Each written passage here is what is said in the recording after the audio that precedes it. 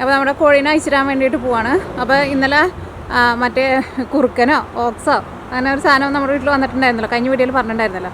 അപ്പോൾ അതുകൊണ്ട് തന്നെ നമ്മൾ ഇന്ന് ഞാൻ നേരത്തെ കോഴീനെ അയച്ചിട്ടില്ല. ഇപ്പോൾ ഇവിടെ സമയം ഉച്ചയ്ക്ക് 2 മണിയായിട്ടുണ്ട്. അപ്പോൾ ഞാനിവിടെ കുക്കിംഗ് ചെയ്യാൻ വേണ്ടിയിട്ട് പുറത്തേക്ക് ഇറങ്ങി. അപ്പോൾ ഞാനിവിടെ ഉണ്ടാവുമല്ലോ, അപ്പോൾ ഞാൻ കോഴീനെ അയച്ചിടാൻ വേണ്ടിയിട്ട് പോവാം.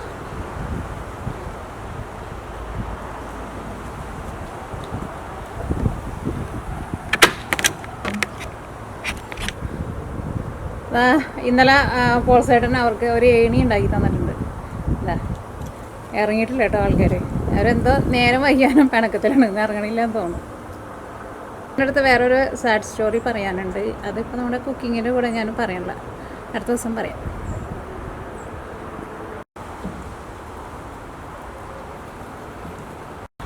നമ്മുടെ ഈ ചാത്തൻ കോഴി കേട്ടോ അവരേനെ അങ്ങോട്ടേക്ക് കൊണ്ടുപോവാം. ഭയങ്കര സാധനമാണ് ആ കാട്ടിലേക്ക് കൊണ്ടുപോകണത് ചാത്തൻ കോഴീനെ. പെടക്കോഴി തന്നെ ഉണ്ടായിരുന്ന സമയത്ത് അവർ അങ്ങോട്ടേക്ക് പോകലുണ്ടായിരുന്നില്ല.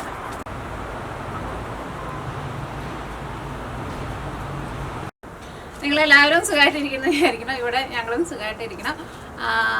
ഇന്നിപ്പോൾ ഇവിടെ അധികം തണുപ്പില്ല കേട്ടോ, എന്നാലും ചെറിയൊരു തണുപ്പുണ്ട്. ഇന്ന് രാവിലെ മഴയുണ്ടായിരുന്നു. അപ്പോൾ അതുകൊണ്ട് തന്നെ അങ്ങനെ ഭയങ്കര തണുപ്പില്ല. അപ്പോൾ അതുകൊണ്ട് തന്നെ അല്ലെങ്കിൽ ഞാനിവിടെ തീ കത്തിച്ചായിരുന്നു. ഇപ്പോൾ തീ കത്തിച്ചില്ല, കാരണം ഇന്നിപ്പോൾ ഇവിടെ സമയം കുറച്ച് ലേറ്റ് ആയിട്ടുണ്ട് കേട്ടോ. ഇപ്പോൾ ഇവിടെ സമയം ഉച്ചയ്ക്ക് 2 മണിയായിട്ടുണ്ട്. അപ്പോൾ എനിക്കൊരു പല്ല് ഡോക്ടറുടെ ഡെന്റിസ്റ്റിൻ്റെ അപ്പോയിൻമെൻറ്റ് ഉണ്ടായിരുന്നു. അപ്പോൾ അത് കഴിഞ്ഞ് വന്നു കഴിഞ്ഞപ്പോൾ കുറച്ച് ലേറ്റ് ആയി. അപ്പോൾ ഇത് നമ്മൾ ഉണ്ടാക്കുന്നത് എന്താണെന്ന് വെച്ചിട്ടുണ്ടെങ്കിൽ ഒരു സാൻഡ്വിച്ചാണ് ഉണ്ടാക്കുന്നത്. അപ്പോൾ അതിലേക്കുള്ള ബ്രെഡും നമ്മൾ ഫ്രഷ് ആയിട്ടാണ് ഉണ്ടാക്കുന്നത്. ഞാൻ കുറച്ച് വലിയ സാൻഡ്വിച്ചായിട്ടാണ് ഉണ്ടാക്കുന്നത്. അപ്പോൾ നിങ്ങളെ വീട്ടിലേക്ക് ഉണ്ടാക്കുമ്പോൾ നിങ്ങൾക്ക് ചെറിയ സാൻഡ്വിച്ചായിട്ട് ഇതേപോലെ തന്നെ ഇതിനകത്ത് നമ്മൾ എടുക്കണതിൻ്റെ ഒരു പകുതി എടുത്തിട്ട് ചെറിയ സാൻഡ്വിച്ച് പോലെ അങ്ങനെ ഉണ്ടാക്കുകയാണെന്ന് വെച്ചാൽ അങ്ങനെ ഉണ്ടാക്കാം. വലിയ സാൻഡ്വിച്ച് ഉണ്ടാക്കണമെന്ന് വെച്ചിട്ടുണ്ടെങ്കിൽ ഇതേപോലെ ഫുള്ളായിട്ട് എടുത്തിട്ട് അങ്ങനെ സാൻഡ്വിച്ച് ഉണ്ടാക്കാം. അപ്പോൾ ഞാൻ ഇതിലേക്കുള്ള ബ്രെഡ് ഞാൻ ഓൾറെഡി റെഡി ആക്കിയിട്ട് വെച്ചിട്ടുണ്ട്. അപ്പോൾ അതിൻ്റെ വീഡിയോ ഞാൻ പിടിച്ചിട്ടുണ്ട്. അപ്പോൾ ബ്രെഡ് ഉണ്ടാക്കുന്നത് കൂടിയിട്ട് കാണിക്കാം. ഓക്കെ, അപ്പോൾ ഈ നമ്മൾ അതിലേക്ക് നമ്മൾ ചിക്കൻ സാൻഡ്വിച്ചാണ് നമ്മൾ ഉണ്ടാക്കാൻ വേണ്ടിയിട്ട് പോകുന്നത്. അപ്പോൾ നമുക്ക് ചിക്കൻ സാൻഡ്വിച്ചിലേക്കുള്ള സാധനങ്ങളിലേക്ക് നമുക്ക് റെഡിയാക്കാം. പിന്നെ അതേപോലെ തന്നെ നമുക്ക് എപ്പോഴും സാൻഡ്വിച്ച് വാങ്ങുമ്പോൾ അതിൻ്റെ കൂടെ ഫ്രൈസ് കിട്ടുമല്ലോ. അപ്പോൾ നമുക്ക് ഫ്രൈസും കൂടിയിട്ട് ഉണ്ടാക്കാം. നമ്മൾ സാധാരണ ഉണ്ടാക്കുന്ന പോലത്തെ ഫ്രഞ്ച് ഫ്രൈസ് എല്ലാം ഉണ്ടാക്കുന്നത് ഒരു ചെറിയൊരു വ്യത്യാസമുണ്ട്. അപ്പോൾ നിങ്ങൾ അതേപോലെ ഉണ്ടാക്കി നോക്കുക, കാരണം അത് നല്ല ക്രിസ്പി ആയിട്ടിരിക്കും. അതേപോലെ ഉണ്ടാക്കിയിട്ടുണ്ടെങ്കിൽ അതിന് ഒരു ട്രിക്ക് ഉണ്ട്, വലിയ ട്രിക്കൊന്നുമല്ല, ഒരു കുഞ്ഞൊരു ട്രിക്കാണ്. അതേപോലെ നിങ്ങൾ ട്രൈ ചെയ്ത് നോക്കണ്ട. അപ്പോൾ നമ്മൾ ബ്രെഡ് ഉണ്ടാക്കാനുള്ള ഡോ റെഡിയാക്കാൻ വേണ്ടിയിട്ട് പോവാണ്. അപ്പോൾ ഞാനിവിടെ 250 ml മെഷീൻ കപ്പിലാണ് എല്ലാത്തിൻ്റെ അളവ് എടുക്കുന്നത്. അപ്പോൾ 1 കപ്പ് ഇളം ചൂടുള്ള പാലും 1 കപ്പ് സാധാരണ വെള്ളവും, ഇനി 1 കപ്പ് വെള്ളം. നമുക്കിതൊന്ന് ഇളം ചൂടാക്കിയിട്ടെടുക്കുക. പ്രത്യേകം ശ്രദ്ധിക്കുക, ഒരുപാട് ചൂട് പാടില്ല. നമ്മൾ കൈ ഇടുമ്പോൾ ഒരു ചെറുതായിട്ട് വാമായിട്ട് എടുക്കില്ല, അങ്ങനെ എടുക്കുക. വെള്ളം ചൂടായിട്ടുണ്ട്, ഞാൻ തീ ഓഫ് ചെയ്യാണ്. ഇനി നമുക്ക് ഇതിലേക്ക് ഈസ്റ്റ് ചേർക്കുക. അപ്പോൾ ഞാനിവിടെ 2 ടീസ്പൂൺ ഈസ്റ്റാണ് ചേർക്കുന്നത്, ടേബിൾ സ്പൂൺ അല്ല കേട്ടോ, എല്ലാവരും ടീസ്പൂണിലാണ് ചേർക്കുന്നത്. പിന്നെ 2 ടേബിൾ സ്പൂൺ പഞ്ചസാര, 1.25 ടീസ്പൂൺ ഉപ്പ്. ഇതെല്ലാം കൂടിയിട്ട് നന്നായിട്ട് മിക്സ് ചെയ്യുക. ഈസ്റ്റ് ഇപ്പോൾ ഇതിനകത്ത് നന്നായിട്ട് മിക്സ് ആയിട്ടുണ്ട്. ഞാൻ അടുത്തതിലേക്ക് എടുക്കുന്നത് 3.5 കപ്പ് മൈദപ്പൊടിയാണ് എടുക്കുന്നത്. ഇതിലേക്ക് നമ്മൾ ഈസ്റ്റ് മിക്സ് ചെയ്ത് വെച്ചിട്ടില്ലേ, ആ മിക്സിങ് നമുക്ക് ഇതിലേക്ക് ഒഴിക്കാം. ഈസ്റ്റ് നന്നായിട്ട് വെള്ളത്തിൽ മിക്സ് ആവണം. ഇതിലേക്ക് 2 ടേബിൾ സ്പൂൺ ഓയിൽ. ഓയിലിന് പകരം നിങ്ങൾക്ക് ബട്ടർ വേണമെന്ന് വെച്ചിട്ടുണ്ടെങ്കിൽ ബട്ടർ ചേർക്കാം. ഞാനിവിടെ സൺഫ്ലവർ ഓയിലാണ് എടുക്കുന്നത്. കൂടിയിട്ട് നമുക്ക് മിക്സ് ചെയ്യാം. മിക്സ് ചെയ്യുമ്പോൾ നമുക്ക് ഇതേപോലെ ഇങ്ങനെ ഒരു സ്പൂൺ വെച്ചിട്ട് നമുക്ക് മിക്സ് ചെയ്താൽ മതി, കാരണം ഇത് കുറച്ച് ലൂസായിട്ടിരിക്കും ഇതിൻ്റെ ബാറ്റർ. നമ്മൾ കയ്യിൽ വെച്ചിട്ട് മിക്സ് ചെയ്തിട്ടുണ്ടെന്ന് വെച്ചിട്ടുണ്ടെങ്കിൽ എല്ലാവരും കൈമ പിടിക്കും. അപ്പോൾ ബ്രെഡ് ഉണ്ടാക്കുമ്പോൾ പ്രത്യേകം ശ്രദ്ധിക്കുക, നമ്മുടെ ബാറ്റർ ഇതേപോലെ ഇങ്ങനെ കുറച്ച് ഇങ്ങനെ ലൂസായിട്ടിരിക്കണം. എന്നാൽ മാത്രമേ ബ്രെഡ് തണുത്ത് കഴിഞ്ഞാലും ബ്രെഡ് നല്ല സോഫ്റ്റായിട്ട് ഇരിക്കുള്ളൂ. നമ്മൾ ചപ്പാത്തി കുഴച്ചിട്ട് എടുക്കുന്ന പോലെ ഭയങ്കര ടൈറ്റായിട്ട് എടുത്തിട്ടുണ്ടെന്ന് വെച്ചിട്ടുണ്ടെങ്കിൽ നമ്മുടെ ബ്രെഡ് ഒട്ടും സോഫ്റ്റായിട്ട് വരില്ല. ഇനി സോഫ്റ്റായിട്ട് ഇരുന്നാലും ചിലപ്പോൾ ചൂടാറി കഴിഞ്ഞ് കഴിയുമ്പോൾ അത് ഭയങ്കര ഹാർഡായിട്ട് വരും.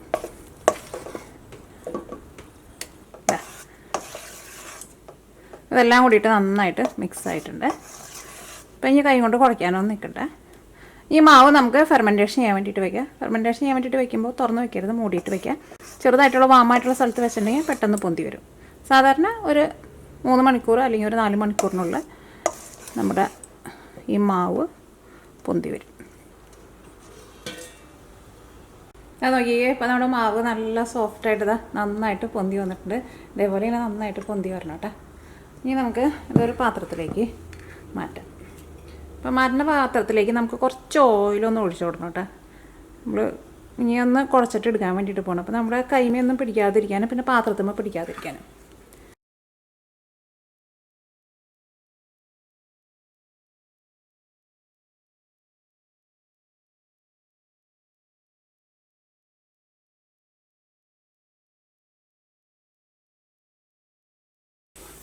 അപ്പോൾ ഇത് ഞാനിവിടെ എൻ്റെ ഒരു പഴയ ഒരു പാത്രമാണ് കേട്ടോ, കേക്ക് ബേക്ക് ചെയ്യുന്നത്. പണ്ടത്തെ കുക്കറിൻ്റെയാണ്. അതിൻ്റെ കളറൊന്നും അത്രയ്ക്ക് നല്ലതല്ല, പക്ഷേ എനിക്ക് ഭയങ്കര ഇഷ്ടമാണ് ഈ പാത്രം. അപ്പോൾ ഞാൻ ഇതിനകത്ത് വെച്ചിട്ടാണ് ഞാൻ ബേക്ക് ചെയ്തിട്ട് എടുക്കാൻ വേണ്ടിയിട്ട് പോകുന്നത്. അല്ലെങ്കിൽ എൻ്റെ കേക്ക് ബേക്ക് ചെയ്യുന്ന പാത്രം വേറെ ഉണ്ട്, പക്ഷേ എനിക്ക് ഈ ഷേപ്പിലുള്ളത് വേണം. അപ്പോൾ നമ്മുടെ ബാറ്റർ ഞാൻ ഈ പാത്രത്തിലേക്ക് ഇടാം.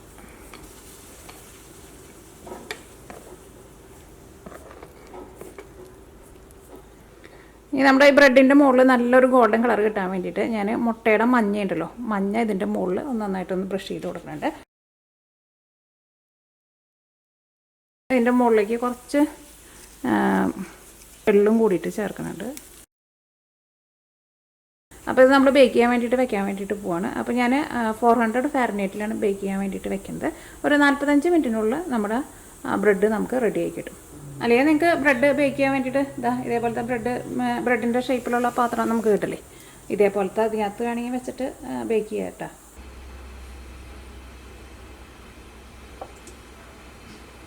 അപ്പോൾ അതിന് നമ്മുടെ ബ്രെഡ് റെഡി ആയിട്ടുണ്ട്.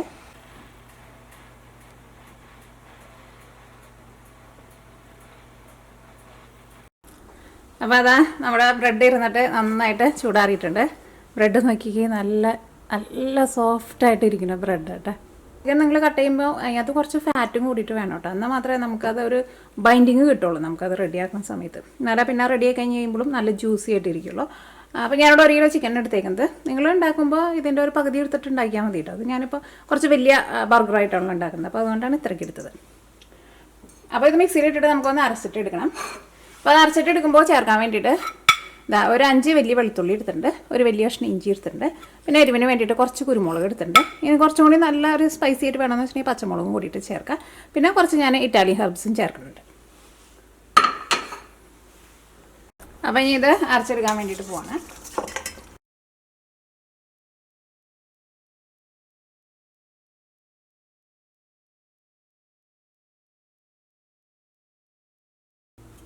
നമ്മുടെ കയ്യിൽ കുറച്ച് ഓയിലൊന്ന് തൂത്ത് കൊടുക്കാം.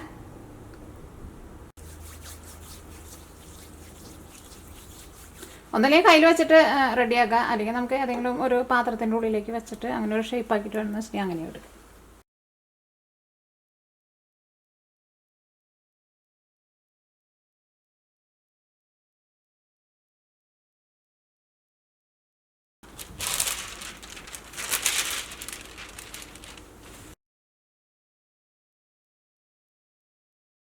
ഫ്രൈയും കൂടിയിട്ട് റെഡിയാക്കാം. അപ്പോൾ ഞാനിവിടെ 2 ഉരുളൻകിഴങ്ങ് എടുത്തിട്ടുണ്ട്. ഉരുളൻകിഴങ്ങ് നമുക്കൊന്ന് ഫസ്റ്റ് നമ്മൾ ഫ്രൈസൊക്കെ ഉണ്ടാക്കാൻ വേണ്ടിയിട്ട് കട്ട് ചെയ്യില്ലേ, അതേപോലെ നമുക്കൊന്ന് കട്ട് ചെയ്തിട്ട് എടുക്കാം.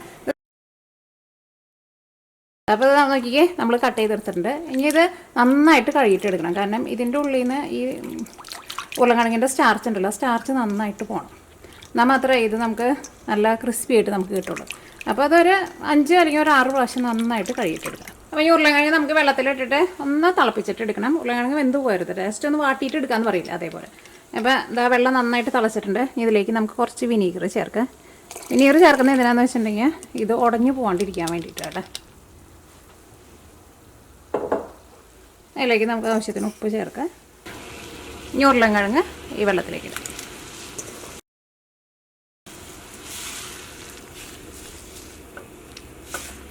മൂടി വയ്ക്കണ്ട കേട്ടോ, തുറന്ന് തന്നെ വെച്ചാൽ മതി.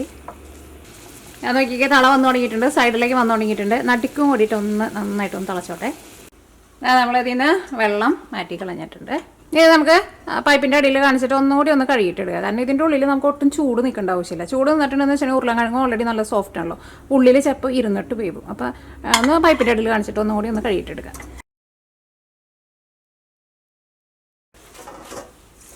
ചെറിയൊരു നനവുണ്ടോ, ആ നനവൊന്ന് മാറ്റണം.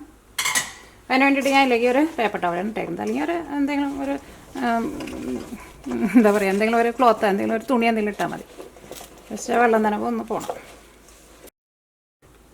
ഇനി അതിൻ്റെ മുകളിലേക്ക് നമുക്ക് കുറച്ച് കോൺഫ്ലവർ ഒന്ന് ഇട്ട് കൊടുക്കാം.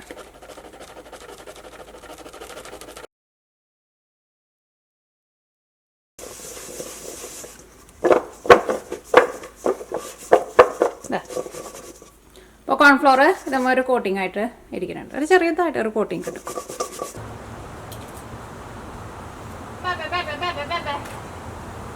പിന്നിലേക്ക് പോരുത്തിട്ടാ. പിന്നിലേക്ക് പോയിട്ടുണ്ടെന്ന് വെച്ചിട്ടുണ്ടെങ്കിൽ ഇന്നലെ വന്ന സാധനം വന്ന് നിങ്ങൾ പിടിച്ചു. അപ്പോൾ തീ കത്തിയിട്ടുണ്ട് കേട്ടോ. അപ്പോൾ നമ്മൾ ഫസ്റ്റ് ചിക്കനാണ് റെഡിയാക്കാൻ വേണ്ടിയിട്ട് പോണത്. ഓക്കെ,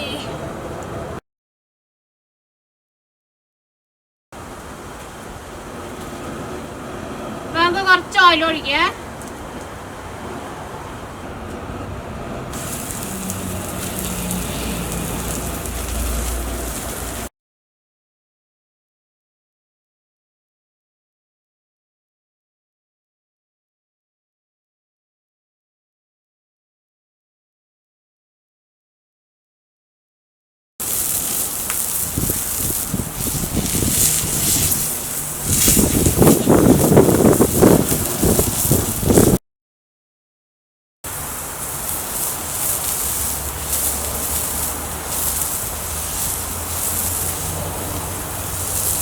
കാറ്റ് വീശുന്നുണ്ട് കേട്ടോ. അപ്പോൾ അതുകൊണ്ടാണ് ഇതിൽ നിന്ന് നന്നായിട്ട് ഇങ്ങനെ പുക പോലെ വരുന്നത്.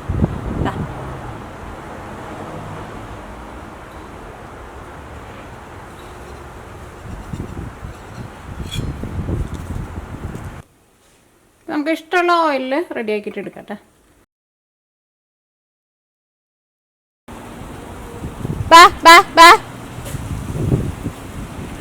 അവരോടെ ഉണ്ട് പോയിട്ടില്ല. നല്ല കാറ്റ് വീശാന്നേ.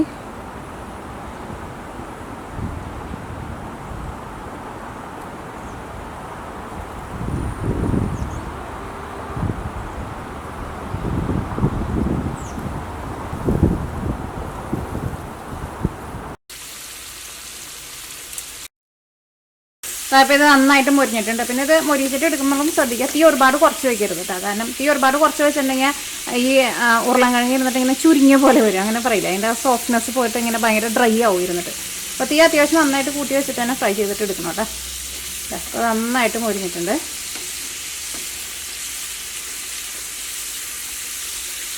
നല്ല ക്രിസ്പി ആയിട്ടിരിക്കും. സാധാരണ നമ്മൾ ഫ്രൈസ് ഉണ്ടാക്കുന്ന പോലെ ആയിരിക്കില്ല. നമ്മൾ ശരിക്കും ആ റെസ്റ്റോറൻറ്റിലൊക്കെ പോയിട്ട് നമ്മൾ കഴിക്കില്ലേ, അങ്ങനത്തെ ഫ്രൈസ് കിട്ടുന്നത്. നിങ്ങൾ ഉണ്ടാക്കി നോക്കിക്കോ.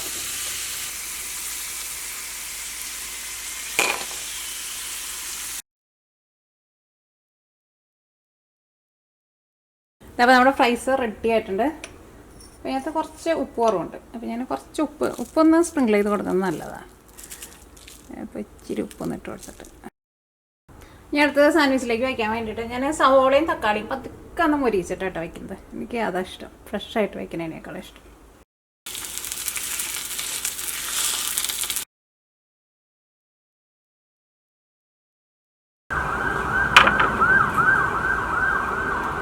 അപ്പോൾ അങ്ങനെ നമ്മുടെ സാൻഡ്വിച്ചിലേക്കുള്ളതെല്ലാവരും നമ്മൾ റെഡി ആക്കിയിട്ടുണ്ട്. അപ്പോൾ നമുക്ക് സാൻഡ്വിച്ച് നമുക്ക് റെഡിയാക്കാം. ചിക്കൻ്റെ നല്ല മണം വരുന്നുണ്ട് കേട്ടോ. ഫ്രഞ്ച് ഫ്രൈസ് നിങ്ങൾ ഇതേപോലെ ട്രൈ ചെയ്ത് നോക്കണം കേട്ടോ. ശരിക്കും നല്ല ടേസ്റ്റാണ്. അപ്പോൾ നമുക്ക് ബ്രെഡ് ഒന്ന് കട്ട് ചെയ്ത് നോക്കിയാലോ. ബ്രെഡ് എനിക്ക് ഇതേപോലത്തെ ഷേപ്പുള്ള ബ്രെഡ് വേണമായിരുന്നു. അപ്പോൾ അതുകൊണ്ടാണ് ഞാൻ അതേപോലത്തെ ആ കേക്ക് ബേക്ക് ചെയ്യുന്ന പാത്രത്തിൽ വെച്ചത്. എനിക്ക് കുറച്ച് വലുതായിട്ടുള്ളത് വേണമായിരുന്നു. നിങ്ങൾ ഉണ്ടാക്കുമ്പോൾ ചെറുതുണ്ടാക്കിയാൽ മതി കേട്ടോ.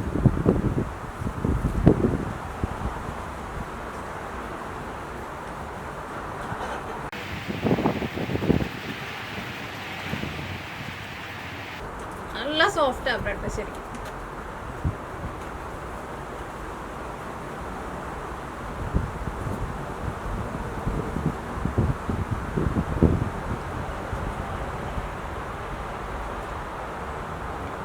ഓക്കെ, ബ്രെഡിൻ്റെ ഉള്ളിൽ കാണിച്ചു തരാം. ഞാൻ ക്യാമറ അടുപ്പിച്ച് വയ്ക്കട്ടെ കേട്ടോ.